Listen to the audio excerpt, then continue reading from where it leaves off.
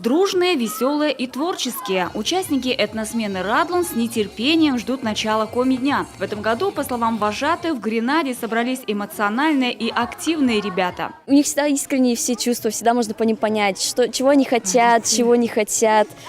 Вот. Всегда искренне выражают свои чувства. Во время летнего отдыха ребята из разных уголков региона имеют возможность погрузиться в коми-культуру, познакомиться с традициями. А в коми-день этому посвящена целая программа.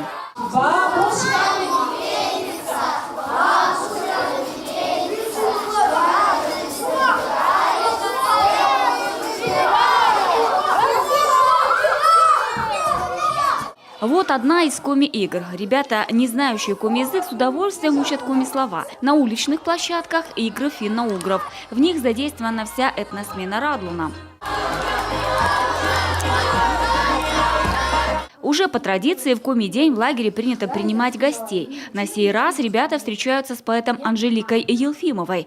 Она рассказывает о своем творчестве, о коми-писателях и переводах стихов на русский язык. Кстати, сама Анжелика начинала писать на русском, но коми-поэзия ей ближе. Я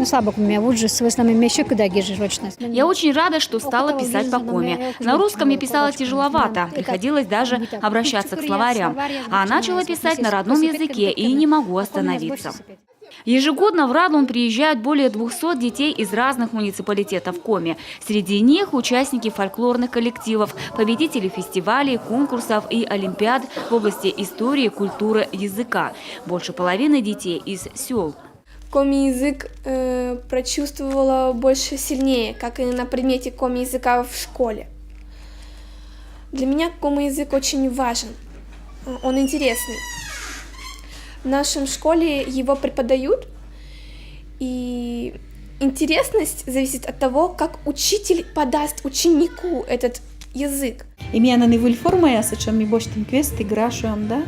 Сейчас мы используем современные формы обучения, такие как квест-игра, интеллектуальные игры. По экологии, финно-угорские темы затрагиваем, культуру. Много занятий посвящаем коми-культуре.